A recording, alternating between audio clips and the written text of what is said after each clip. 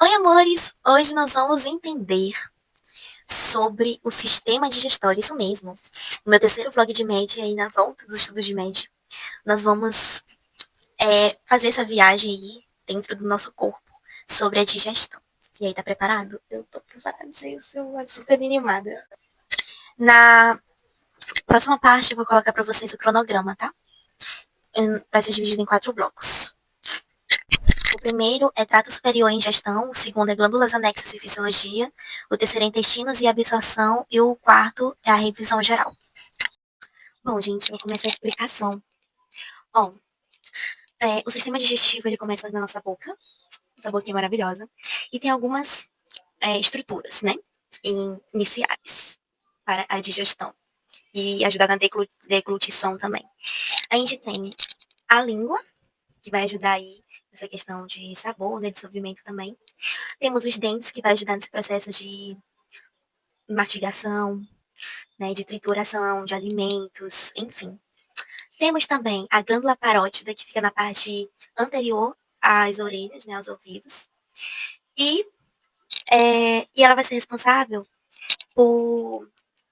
pela produção de saliva, pela maior parte de produção das nossas salivas. Bom, as sublinguais, elas ficam abaixo da nossa língua, como o nome já diz, né? E são as menores possíveis. E por fim, a glândula submandibular, que está localizada na parte medial do osso da mandíbula, né? Como o nome já diz. Então, é isso. Esse é as primeiras estruturas, né? No início do processo da digestão aí do sistema digestivo. Bom, gente, a saliva, ela é um papel muito importante nesse sistema, por quê? Porque ela vai ajudar no processo de mastigação, né, de absorção do alimento, inclusive na deglutição. E ela possui um muco e também possui uma enzima, também chamada de pitialina, tá? Essa enzima é chamada de pitialina. E aí ela vai ajudar nesse processo, principalmente dos amidos. Ela consegue dissolver melhor, né, os amidos. Depois da deglutição, o alimento vai passar para a faringe. E é um tubinho que vai possuir 3 camadas, 3 partes. Camadas não, partes. Nasofaringe, orofaringe e laringofaringe. Bom, a parte da nasofaringe faz parte do sistema respiratório. Não sei se eu vou fazer vlog sobre o sistema respiratório, tem a lista, mas não tá aqui no momento, tá aqui no celular que eu tô gravando. Mas se eu for fazer vlog, eu vou com certeza falar sobre essa estrutura. Então, a cavidade nasal e a nasofaringe fazem parte do sistema respiratório. A orofaringe e a laringofaringe fazem parte do sistema digestivo. E também a gente tem uma estrutura super importante na diferenciação da deglutição do alimento. Para que ele não vá para a traqueia, que faz parte do sistema respiratório, a epiglotite faz ali a sua função de empurrar diretamente para o estômago, para a região digestiva, que passe primeiro pelo esôfago, né? Não vamos esquecer disso.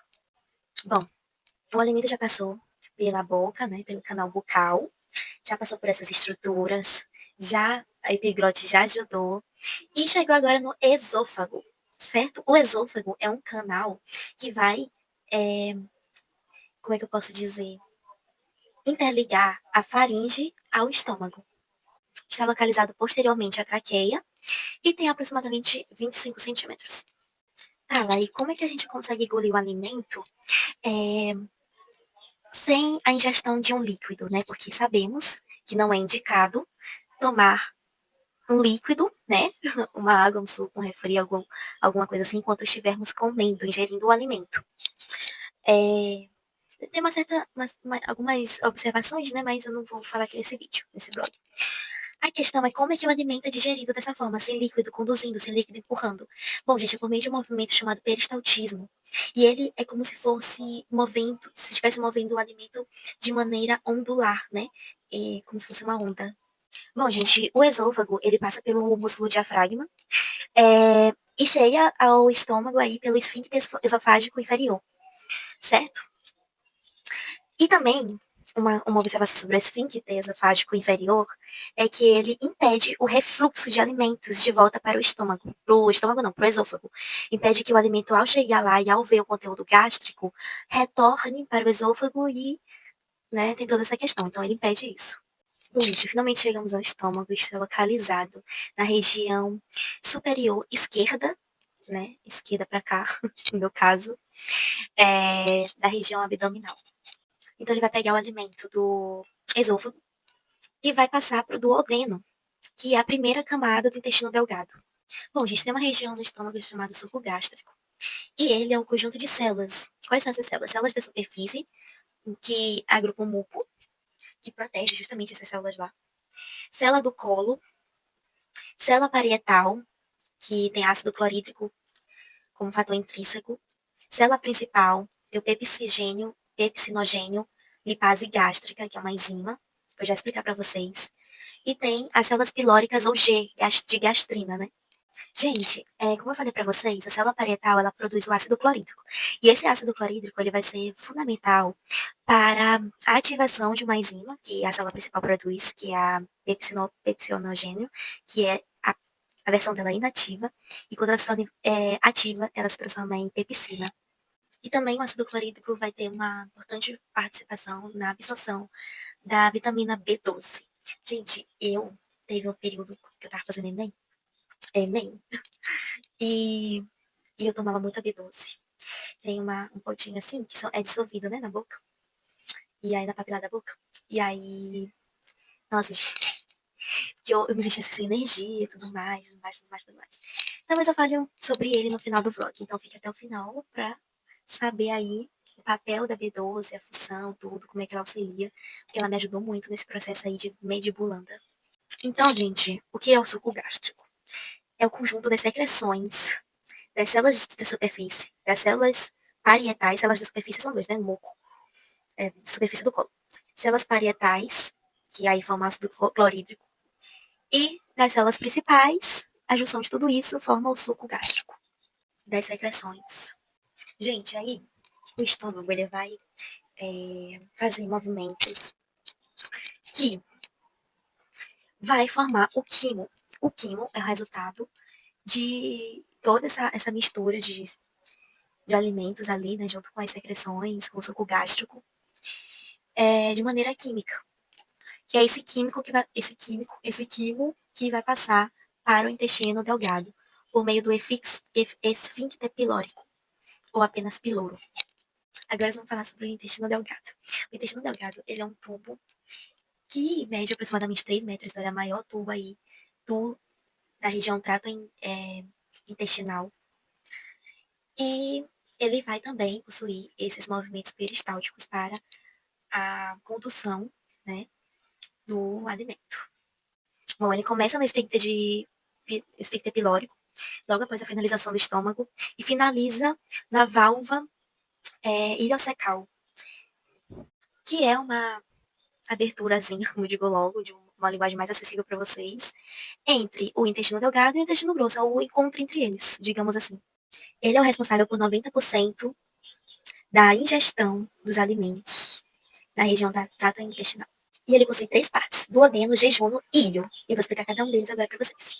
Bom, a primeira estrutura é chamada duodeno, possui aí os primeiros 20 centímetros, né, do intestino delgado. E é por ele que passa as secreções vindas do fígado para aí seguir seu caminho, né? E pelo pâncreas também. É por ele que essas secreções vão penetrar aí no trato gastrointestinal. Lembrando que o pâncreas e o fígado são dois ossos acessórios do nosso sistema digestivo e eu vou já falar sobre eles. Calma aí, vamos introduzir sobre o geralzão primeiro. Segundo estudiosos, não sei a fonte específica, mas dizem que duodeno vem de 12, que ele mede 12 dedos de comprimento. O jejum é o segundo segmento.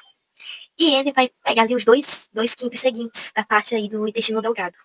Aí, no geral, ele realiza mais absorção e menos digestão, o jejum. E no final, a gente tem o íleo, que constitui a parte final do intestino delgado e finaliza a parte de absorção de nutrientes. Bom, no intestino delgado também possuímos estruturas chamadas vilosidades, que têm formato de dedos. Exatamente assim, esses formatos. Bom, são constituídas de tecido epitelial. E os nutrientes, por meio da ingestão, que são absorvidos por essas velocidades, vão direto para o sangue, vão nutrir o sangue. Ah, gente, e lembrando aí do nosso sistema linfático, além de passar por sangue, esses nutrientes vão para a linfa. Após passar por esses dois vasos linfáticos sanguíneos, vai ser distribuído por todo o nosso corpo. Bom, e Dentro desses epitélios, a gente tem células com microvilosidades. Micro porque são bem microscópicas. E são no formato de vilosidades mesmo, né? Das maiores. São do tamanho. E elas vão ser absorventes, ou seja, vão absorver todo tipo de nutriente possível. Outras células presentes no sistema delgado, no intestino delgado, são as células cauliciformes, que vão ser responsáveis por produção de muco. E também as células de Panay, que são antibactericidas e capazes de realizar fagocitose. Essas duas células são importantes para regular a população microbiana do nosso intestino. E também tem as granulares e basais, que secretam 3 hormônios. Tem a secretina, que inibe a secreção do suco gástrico e estimula a secreção do suco pancreático. A colecistoquinina, que inibe o esvaziamento gástrico e estimula também a secreção do suco pancreático e da bile. E também tem o peptídeo inibitório gástrico, que estimula a produção aí de insulina e torna o esvaziamento gástrico mais lento. Gente, a liberação da insulina, só corrigindo. Bom, deu pra perceber que esses 3 hormônios, eles acabam deixando lenta, né, a digestão, a passagem a absorção desses nutrientes e de toda a produção ali, de toda a função do trato gastrointestinal.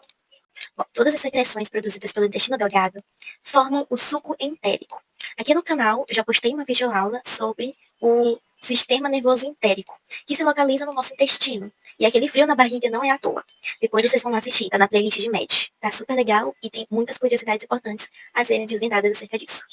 E esse suco entérico é formado por água, muco e enzimas intestinais.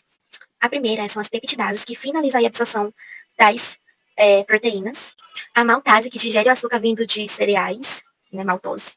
E a sacarase e a lactase, que atuam sobre o açúcar da cana e o açúcar do leite láctico, né, do leite. Agora vamos finalizar essa primeira parte da videoaula, do vlog, com o intestino grosso, que é a última parte aí do trato gastrointestinal.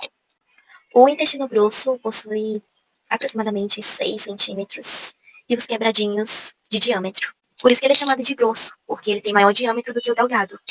Mas ele não é comprido como o delgado, ele chega aí em 1,5 m de comprimento. O intestino grosso se estende do ilho, que é a parte final do intestino delgado, e finaliza no ânus. E ele é dividido em 4 partes: o seco, o colo, o reto e o canal anal. O seco é a parte inicial do intestino grosso e ele vai receber o quimo, que vem do intestino delgado. É nele que se encontra um apêndice vermiforme. Quando alguém tem apendicite, é uma inflamação nessa região. E essa estrutura também é rica em sistema de linfóide, né? Mas grande atuação no sistema linfático. E a apendicite ocorre quando a apêndice vermiforme é meio que estratificada, não sei se essa seria a palavra, mas foi o que eu entendi, por alimentos que não conseguiram ser digeridos da maneira que deveria ser. Entende? Tá? Não foi que corroeu, mas teve como consequência essa inflamação. A segunda parte é maior, é o colo, e são divididas em 2 partes, ascendente e descendente. Aqui é absorvido água e grande parte dos sais minerais. Acho que todos os sais minerais. E aí ele vai absorvendo água e sais minerais. Vai fazer o quê? Vai diminuir. E vai formar, então, o bolo alimentar. Gente, me perdoe, não são 2 partes, são 4 partes. É o transverso, que é aquela parte de cima, como eu digo, loco, superior. O ascendente, o descendente e o sigmoide, que é a parte final já, em direção ao canal anal. Então depois tem o reto. Por fim, vai formar o que tem que ser, sem sair, né? Depois tem o canal anal e o orifício entre o canal anal e a parte externa é chamado de ânus. Assim finaliza o trato gastrointestinal. Bom, o que difere o intestino grosso do delgado é que não possui velocidades. Tem as células calciformes, que vai ajudar que produz muco, que vai ajudar nessa parte de lubrificação da parte interna do intestino grosso. Mas não vai possuir enzimas. E o final dessa digestão fica a cargo das bactérias, que degradam aminoácidos e finaliza aí o processo. Quando o quimo permanece no intestino grosso em um período de 3 a 10 horas de relógio, ele vai se tornando sólido ou semissólido por causa da absorção da água que acontece no intestino grosso. Aí, a partir disso, o bolo alimentar passa a se tornar bolo fecal, ou fezes, que vai ser posteriormente eliminada pelo ânus. Gente, agora é a segunda parte, tá? Do nosso vlog. E eu vou falar sobre o fígado, a vesícula biliar e o pâncreas. Lembrando que o pâncreas também tem papel endócrino, mas não é assunto para essa aula, para esse vlog. Bom, o fígado é a maior glândula do nosso corpo humano e executa centenas de funções metabólicas. No contexto estrito de digestão, sua principal função é a produção da bile, que é cerca de 500 ml a 1000 ml de produção por dia. A bile, ela não vai possuir enzimas digestivas. Ela é composta por águas, sais minerais, colesterol e bilirrubina. Sua função é puramente mecânica. Então, qual é a função? É emulsificar as gorduras, ou chamadas de lipídios.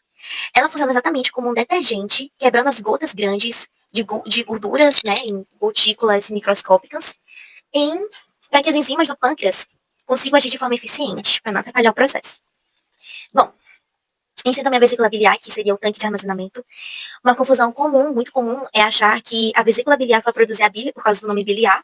Só que ela apenas é um órgão que tem a função de armazenamento e concentração apenas. O fígado fabrica todos os dias a bile, continuamente. Pelos ductos hepáticos, essa bile viaja e entra na vesícula biliar por meio do ducto cístico, onde fica guardada e perde água, tornando-se mais concentrada. Quando o alimento gorduroso chega do duodeno, células intersticiais liberam um hormônio chamado CCK, que é a colecistocina. Esse hormônio faz a vesícula contrair, espremendo a bile concentrada pelo ducto colédoco direto para a luz do duodeno. Depois temos o pâncreas, que é a usina das enzimas. É uma glândula mista, né, ou chamada de enfícrina, porque ela faz parte tanto do sistema endócrino quanto do digestivo. A porção endócrina cuida da produção de insulina do glucagon no sangue.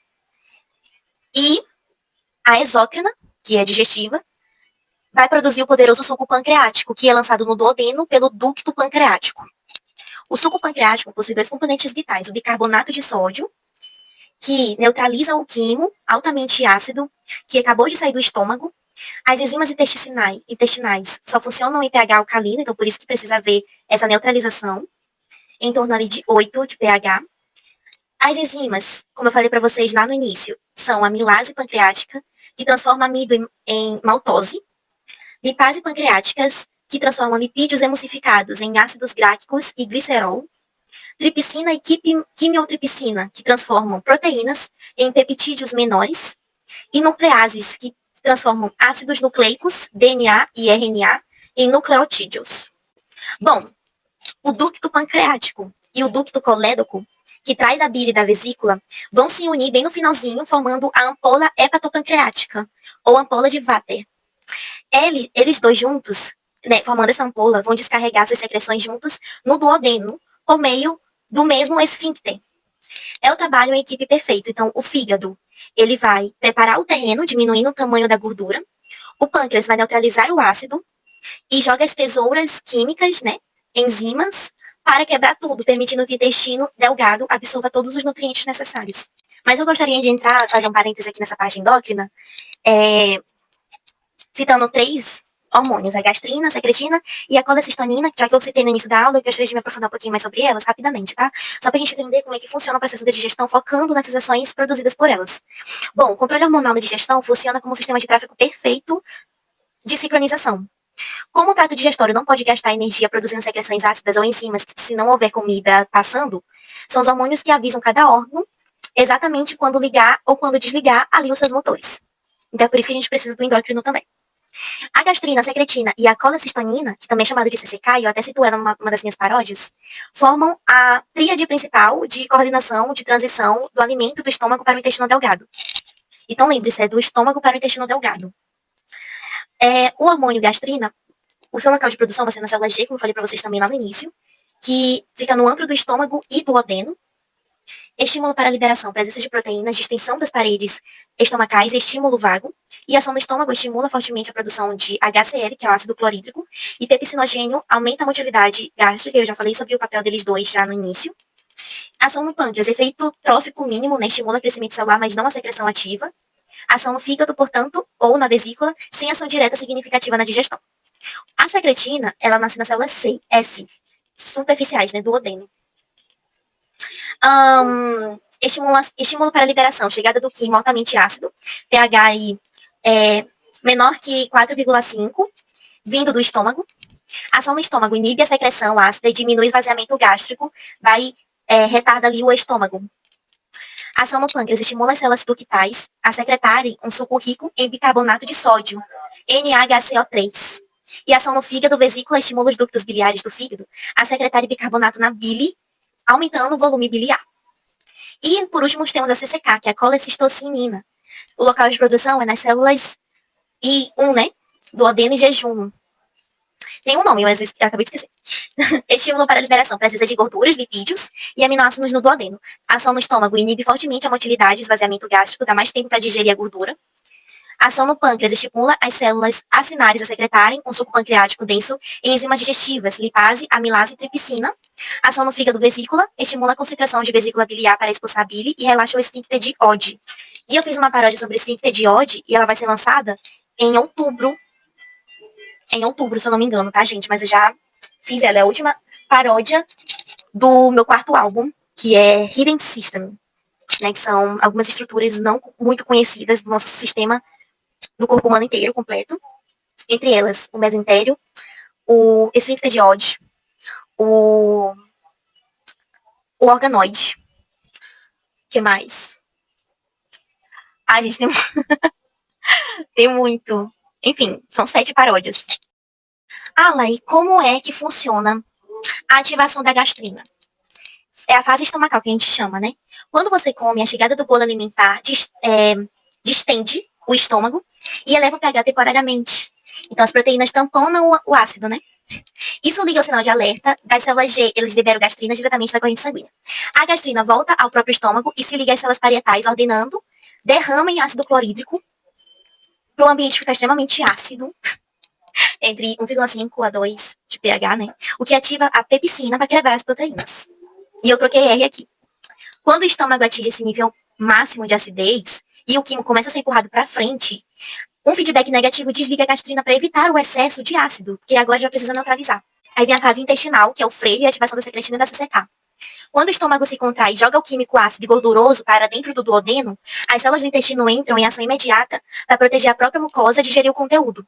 Aí qual é o efeito da secretina aqui? Ele vai ser tipo um bombeiro. O pH ácido do quimo ativa a célula S, superfície S que libera a secretina. Ela viaja até o pâncreas e exige a liberação imediata de bicarbonato de sódio. Esse bicarbonato anula a acidez do quimo no duodeno, subindo o pH para a parte de 8 por aí.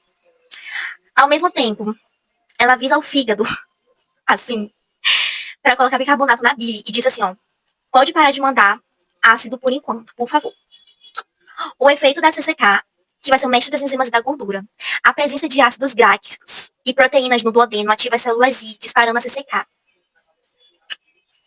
Ela é responsável por garantir que as ferramentas de quebra química cheguem ao intestino. Espreme a vesícula biliar para mandar a bile emulsificar a gordura e obriga o pâncreas a mudar sua coleção de enzimas. E qual é o truque da CCK no estômago? Lipídios demoram muito mais tempo para serem digeridos do que os carboidratos. Então, por isso, a CCK diminui drasticamente a motilidade gástrica, que vai ocasionar o esvaziamento do estômago. Ela vai atuar como um verdadeiro freio, garantindo que o duodeno receba a gordura aos poucos em pequenas porções processáveis. Assim, os hormônios garantem que o estômago trabalhe a todo vapor, sem exagerar muito no ambiente ácido, sem muita acidez, assim, muito. Enquanto armazena o resto e o pâncreas e o fígado fornecem a neutralização e o arsenal químico exato no momento que a quimo, né, cruza a fronteira do piloro, que é o esfíncter pilórico. Agora, vamos falar sobre a bilirrubina, que é um biomarcador crucial na prática clínica do fígado, e as funções hepáticas gerais, que também vêm do fígado, né, agrupadas dos sistemas metabólicos. A bilirrubina é um resíduo gerado pela destruição de tecidos de glóbulos vermelhos velhos, que são chamados de senescentes. O processo de formação, transporte e excreção segue um caminho linear e rigoroso. A produção vai ser um sistema reticuloendotelial. Os eritrócitos duram cerca de 120 dias. Quando envelhecem, são fagocitados por macrófagos no baço, na medula óssea e no próprio fígado. Já tem música do baço? Não, vai ser lançada agora. Dia 13 de junho. E medula óssea só em dezembro. Novembro e dezembro, por aí. Mas eu já escrevi. Gente, eu sou assim, gente. Quando vem uma ideia na minha cabeça, eu começo a anotar. E quando eu começo a anotar, eu tenho que terminar a paródia. Aí, daqui a pouco já tem paródia pro ano que vem. Já tem paródia até pra dezembro já. Eu sou assim. Já tô acostumada. Eu gosto muito de fazer uma coisa que eu gosto, entendeu? Que eu faço com gosto. Ninguém me obriga a fazer paródia. Eu tô fazendo o que eu quero. Eu sinto essa vontade. Então, aí vem um monte de criatividade na minha cabeça, enfim. É que, por exemplo, eu tô estudando o sistema digestivo, aí já vai me dar uma ideia de fazer uma paródia sobre alguma área aqui. Fígado já tem. Não, tem rim. Fígado ainda não tem. Talvez eu faça de fígado. Rim que tem. Pâncreas não tem. Talvez eu faça. Tem uma que eu já lancei, que foi um reggae à digestão, de Sweet Caroline, o nome do reggae. Aí eu lancei, acho que em janeiro, ou em dezembro do ano passado, não sei. Eu escuto muito esse reggae na paródia, mas ele é sobre o sistema digestivo completo. Ele não é sobre algumas partículas. Eu quero estratificar para poder entender melhor cada parte. E é isso. Vamos dar continuidade. A hemoglobina é quebrada em globinas, reaproveitadas como aminoácidos e no grupo M com H. O grupo M com H perde o ferro, que é reciclado, e por ação da enzima M-oxigenase, transforma-se em biliverdina. Estou descobrindo isso agora junto com vocês. A biliverdina sofre redução pela biliverdina redutase, gerando a bilirrubina indireta ou não conjugada. Eu preciso fazer uma paródia sobre fígado. Agora. Agora não, depois do vlog. Bom, gente, depois a gente tem o transporte plasmático. A bilirrubina indireta é altamente lipossolúvel. Isso é chamado de hidrofóbica. Não gosto de água. Ela não consegue andar sozinha no sangue. Para viajar pelo plasma até o fígado, ela se liga fortemente à albumina, que eu já ouvi falar.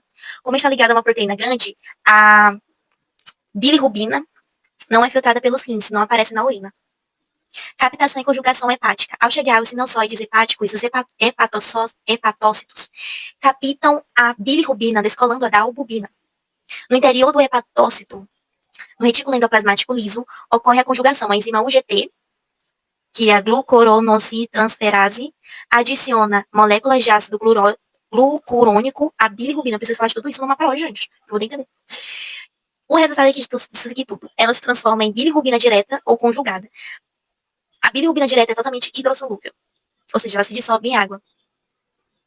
Aí depois tem a excreção biliar e a eliminação. O hepatócito bombeia ativamente a bilirrubina direta para dentro dos canalílicos biliares. Ela integra a composição da bile, é armazenada na vesícula e lançada no duodeno. Ao chegar ao intestino grosso, cólon, as bactérias da microbiota intestinal retiram o ácido glucurônico e convertem a bilirrubina direta em urobilonogênio. O urobilonogênio segue 3 caminhos. Estercorbilina, maioria aí em torno de 80%, é oxidado pela microbiota, transformando-se no pigmento marrom que dá cor às fezes. Circulação enterohepática, entre 15% a 20%, é reabsorvido pelo intestino e volta para o fígado pelo sistema porta para ser reutilizado. E urobilina, que é entre 1% a 2%, bem pouquinho, que é uma fração mínima que foi reabsorvida, escapa da captação hepática, cai na circulação sistêmica, é filtrada pelos rins e excretada na urina, dando a cor amarela característica da nossa urina. E são curiosidades que eu não sabia, então se eu não estudasse, eu não ia saber. Olha que legal. Eu vou falar de tudo de uma paródia, gente. Ou melhor, mais de uma paródia. Agora sobre as funções hepáticas gerais. O fígado realiza mais de 500 funções integradas. E é dividido em 4 grandes eixos. Função sintética, que é anabolismo. O fígado é o principal arquiteto de proteínas circulantes do nosso corpo. Em proteínas plasmáticas, produz quase toda a albumina do corpo, responsável pela pressão oncótica do sangue, que a gente viu, né? Você viu. E as globulinas transparentes, vi lá no vlog de sistema linfático, sobre pressão oncótica. Então, se você não sabe, vai lá ver. O último vlog que eu fiz, que foi sobre sistema linfático, que eu expliquei direitinho, oncótico e hidrostática lá. Fatores de coagulação.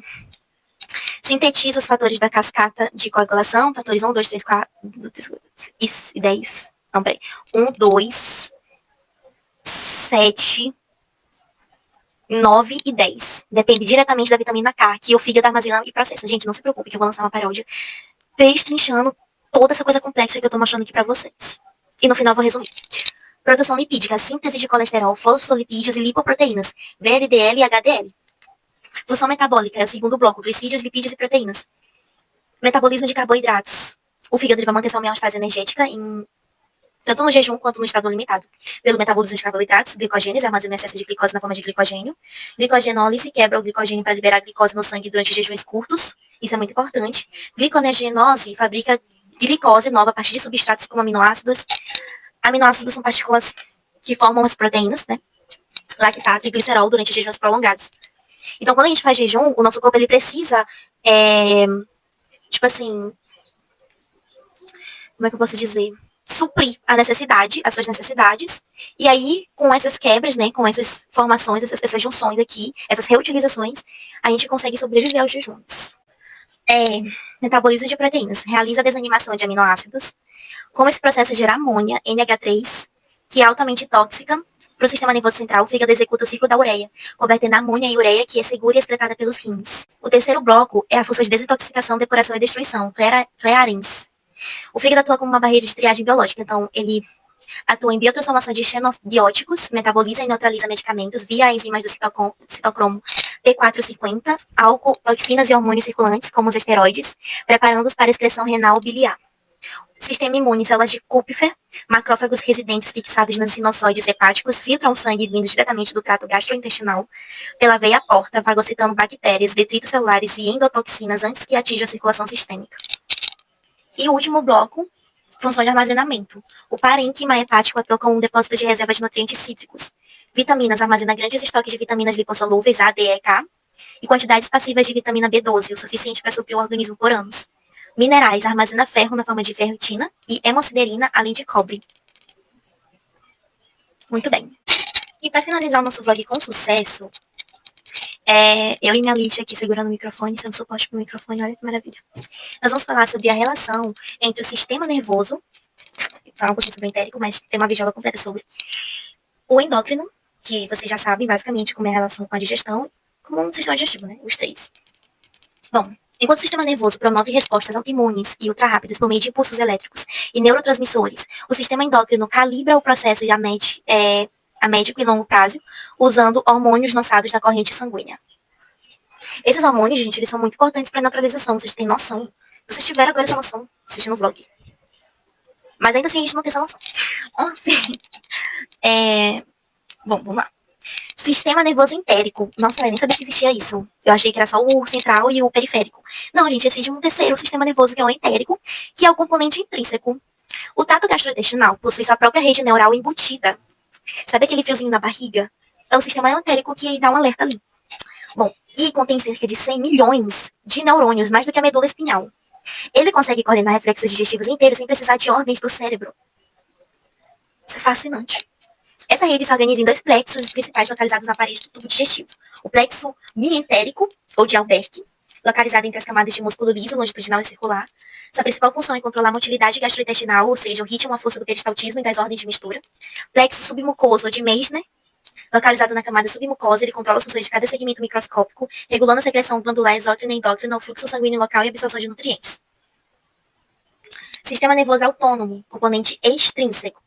O sistema nervoso central não controla o sistema nervoso entérico diretamente, mas atua como modulador de volume, aumentando ou diminuindo sua atividade conforme o estado do organismo. Divisão parasimpática, o acelerador, medida principalmente pelo nervo vago, por crânio X, né? É par do crânio X. O estímulo parasimpático ativa intensamente a digestão. Ele aumenta a secreção da saliva. Ácido gástrico e enzimas relaxa os esfíncteres e acelera o peristaltismo, que é o movimento de deglutição. É o famoso estado de descansar e digerir.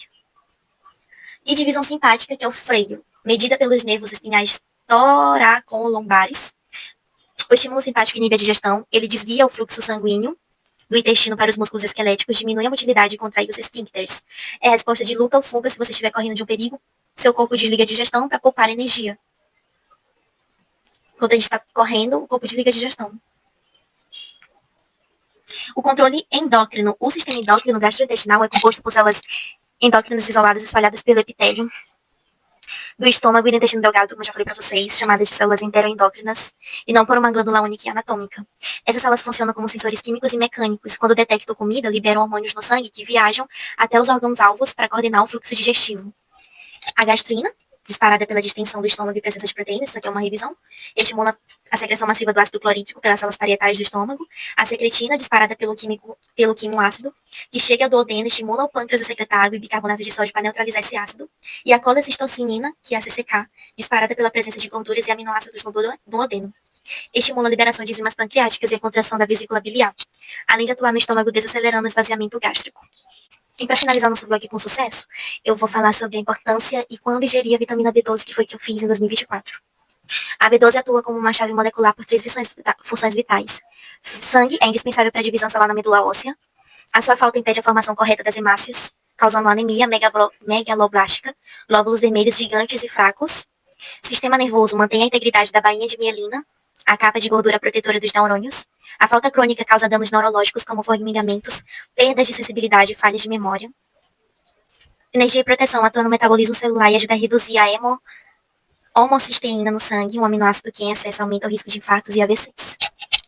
Quem e quando deve ingerir? A dose padrão para adultos é de 2,4 mcg por dia. Como ela é produzida por bactérias e se acumula apenas em alimentos de origem animal, carne, ovos, leite e peixes, o foco na ingestão e suplementação deve ocorrer quando há dietas veganas ou vegetarianas, idade avançada, uso crônico e antiácidos ou pós-bariátrica. Quando ingerir, preferencialmente pela manhã, eu tomava pela manhã, após o café. Pode ser ingerido em jejum com água, ou absorvido mesmo sozinha, como era a minha. E evite tomar no mesmo momento que 2 doses de vitamina C. Bom, meus amores, é isso. Espero que vocês tenham entendido. Ah, mãe, eu não consegui entender muito, não. Vou lançar algumas paródias, não agora, ano que vem. Porque tem muita paródia a ser lançada, gente. Vocês não tem noção, muita, graças a Deus. E quanto mais paródia tiver, mais fácil eu vou revisar os conteúdos, sabe? Da melhor maneira possível. Então, queria agradecer a todos que chegaram até aqui. Compartilhei com todo mundo. Um beijo e até o próximo vlog. Eu não sei qual vai ser o conteúdo, mas em breve aí vocês vão ver. Beijos.